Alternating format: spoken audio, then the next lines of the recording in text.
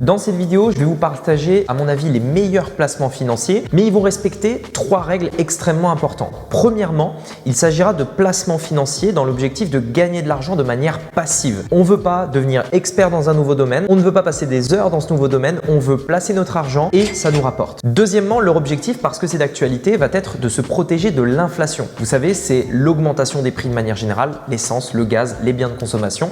Et l'objectif va être de placer son argent dans des éléments qui vont nous protéger de ça. Ce sera dans tous les cas beaucoup plus puissant que n'importe quel livret A, plan d'épargne ou je ne sais quoi. Et enfin, il s'agira de placements financiers avec peu de risques et très peu de volatilité. La volatilité, vous savez, c'est la tendance qu'a un actif, une action en bourse par exemple, à faire au bas, au bas. Donc en gros, ça vaut 100, puis ensuite ça vaut 50, puis ça revaut 100, puis ça vaut 150, etc.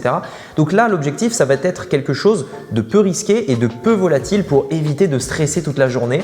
On veut faire quelque chose de passif, on veut placer notre argent, mais on ne veut pas ne plus dormir la nuit. C'est donc ce qu'on va voir aujourd'hui dans cette vidéo. Et avant ça, vous allez voir qu'il y a 6 idées de placement financier. J'aimerais quand même vous partager un point clé qui est essentiel, c'est la diversification. L'objectif de cette vidéo n'est pas que vous preniez l'une de ces idées et que vous mettez tous vos œufs dans le même panier. L'objectif est de vous dire, ok, voilà les 6 meilleurs placements financiers dans lesquels je vais pouvoir placer mon argent. L'objectif est, si vous le souhaitez, de mettre votre argent dans un peu de ces différents placements financiers pour essayer de vous diversifier. Si par exemple, il y a une année, que ce soit en 2023, 2024, 2025, etc., il y a un placement qui venait à baisser, comme vous avez un peu des autres qui peut-être peuvent monter, et bien du coup, vous êtes protégé. Donc l'objectif, c'est également de se diversifier. Je vous invite donc à vous abonner, me mettre un like si ce genre de vidéo vous intéresse. Et on démarre donc tout de suite avec le premier, sachant que le 6e est à mon sens le plus important de tous les placements financiers à faire. C'était vrai il y a 100 ans, ce sera vrai dans 100 ans, dans 1000 ans encore. Donc regardez bien cette vidéo jusqu'au bout puisque le 6e est vraiment le plus important. Commençons par le premier placement financier. Il s'agit d'investir dans des obligations TIPS. C'est quoi une obligation TIPS et c'est quoi une obligation tout court d'ailleurs? Une obligation, il y en a 2 types. Soit c'est des entreprises qui vont demander de l'argent, soit c'est l'État qui a besoin d'argent. Pour cet exemple, je vais uniquement me concentrer sur les obligations d'État parce que ce sont des obligations beaucoup plus sécuritaires. À part si l'État venait à faire faillite, vous allez récupérer votre argent. Une obligation, comment ça fonctionne? L'État a besoin d'argent. Mettons, il a besoin de 1000 €, il va demander 1000 € et vous allez lui prêter. En échange de ce prêt qui va durer pendant une certaine période, 5 ans, 10 ans, 20 ans, eh bien, vous allez recevoir des intérêts pendant cette période-là. Donc, la France, par exemple, demande 1000 €, vous lui passez 1000 €, elle vous dit qu'elle vous les rendra dans 5 ans. Donc, dans 5 ans, vous récupérez vos 1000 € et en attendant, comme si vous étiez une banque, en fait, vous avez des intérêts. Donc, c'est extrêmement intéressant. Très peu risqué parce que tout simplement, c'est la France qui est votre emprunteur. Donc du coup, à part si la France fait faillite, il n'y a pas de risque.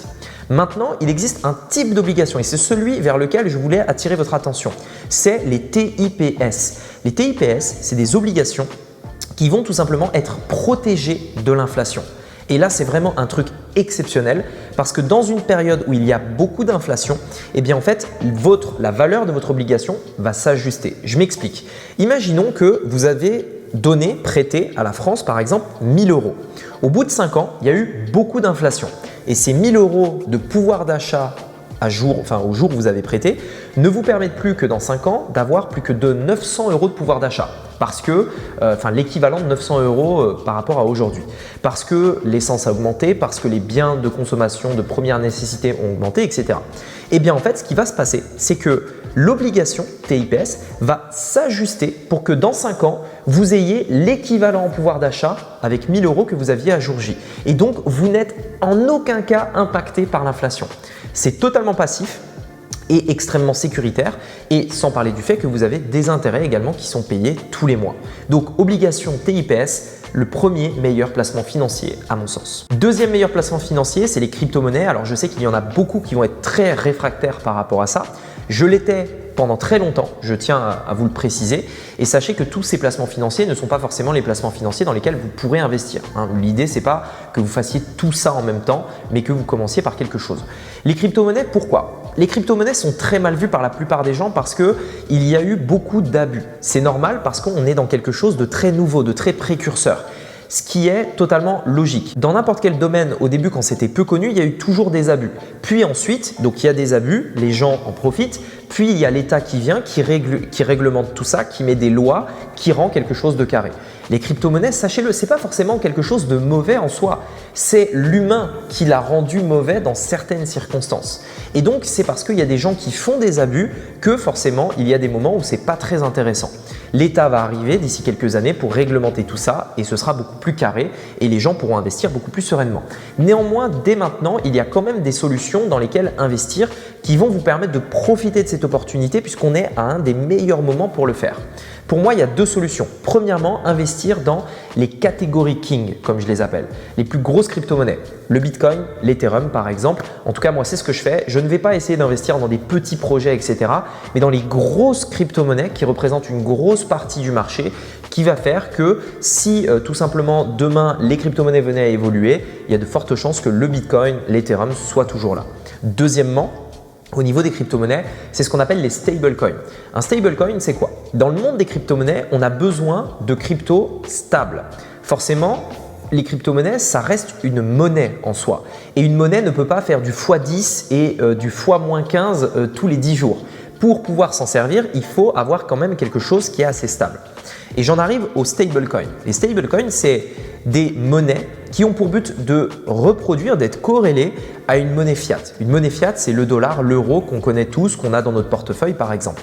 Eh bien, il existe des crypto-monnaies qui ont pour but d'être exactement comme le dollar, l'euro, etc. C'est-à-dire qu'elles ne varient pas. Elles ont par exemple, je vais prendre l'exemple de l'USDT, 1 dollar égale 1 USDT. Peu importe ce qui se passe dans le monde des crypto-monnaies, 1 dollar vaudra toujours 1 USDT. Donc c'est exactement comme si vous aviez des dollars dans votre compte, sauf que là, vous avez des dollars cryptés tout simplement.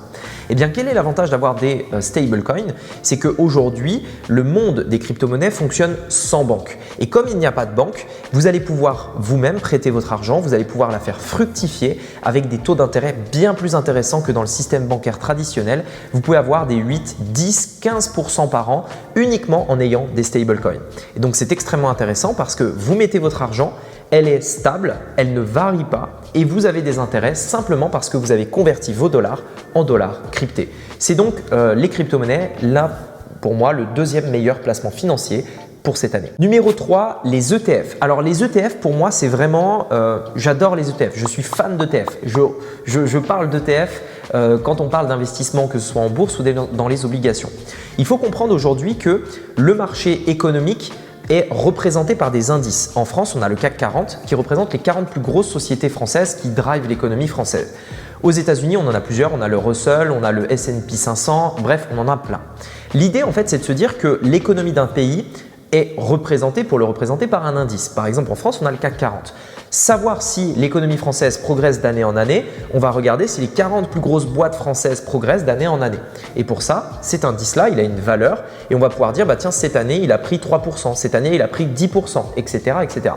Et donc, ce qui est génial, c'est que en théorie, on pourrait se dire, mais moi, plutôt que d'essayer d'être un expert en investissement boursier, si j'achetais tout simplement les 40 plus grosses sociétés françaises, une partie de ces 40 plus grosses sociétés, que j'achetais ces sociétés et comme ça, si elles progressent, je progresse aussi. Je n'ai pas besoin tout simplement de me prendre la tête, j'achète une partie de ces 40 sociétés. Ce qui est bien, c'est que ces indices sont également tout le temps évolutifs parce que quand il y a, en gros, c'est les 40 plus grosses sociétés, si la 39e venait à perdre sa place parce qu'elle est plus productive, elle va être remplacée par une plus productive. Et en fait, c'est tout le temps auto-adaptatif. On a toujours les 40 sociétés les plus performantes en France. Aux États-Unis, on a le S&P 500, ça marche exactement pareil. Et donc, je ne vais pas me dire plutôt que de me dire, bah tiens, je vais investir dans telle entreprise, mais en fait, je ne suis pas sûr de moi parce que je ne suis pas un investisseur hors pair, je ne suis pas Warren Buffett, je ne suis pas Ray Dalio, je ne suis pas tous ces investisseurs très connus. Je vais simplement acheter une partie de ces 40 sociétés. Et justement, s'il y en a une qui perd sa place, elle est remplacée par une autre. Donc du coup, je suis toujours performant. J'ai toujours les 40 sociétés les plus performantes de mon pays qui sont forcément profitables par rapport à la période. Mais le problème, c'est qu'on ne peut pas réellement acheter un indice. C'est juste un indicateur, c'est un indice qui nous permet de voir si le pays a une croissance ou pas. En revanche, et c'est là où interviennent les ETF, un ETF c'est quoi? C'est quelque chose qu'on peut acheter et qui va reproduire un indice. Par exemple, on a un ETF sur le CAC 40, on a un ETF sur le S&P 500. Et en fait, littéralement, quand vous achetez un ETF sur le CAC 40, vous allez posséder une petite partie des 40 sociétés les plus importantes en France. Si la 40e venait à quitter sa place, hop, elle est remplacée par une autre et votre portefeuille est auto-adaptatif. Donc, vous achetez le marché. Donc, vous avez une performance qui dépend des 40 plus grosses sociétés françaises, par exemple, aux États-Unis. On a également des ETF sur le monde entier, l'économie globale. Ce qui fait que si l'Europe baisse mais que les États-Unis montent en même temps, vous montez. Si la Chine monte, que l'Europe baisse et que les États-Unis baissent, vu que vous êtes investi dans le monde entier, vous allez profiter de cette hausse en Chine. Vous allez également être impacté par la baisse en Europe et aux États-Unis, bien sûr, mais la hausse en Chine pourra peut-être compenser cette baisse et vous allez arriver à zéro.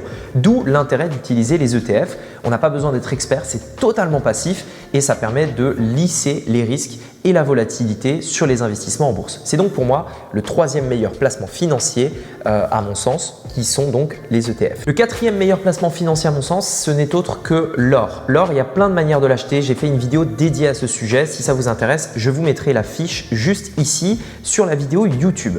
L'or, en gros, on peut l'acheter en physique, mais c'est contraignant, il faut se la faire livrer, il faut la stocker, enfin bref. On peut l'acheter également via des ETF. C'est d'ailleurs moi ce que je fais, parce qu'on n'est pas obligé d'acheter que des entreprises avec des ETF. On peut les acheter on peut acheter des matières premières, on peut acheter des obligations avec des ETF, par exemple, qui vont représenter l'ensemble du marché. Donc, on peut acheter de l'or via des ETF, via même des crypto-monnaies. Bref, il y a plein de manières d'acheter de l'or. Pourquoi l'or est extrêmement intéressante? C'est parce que l'or, c'est un petit peu un actif refuge.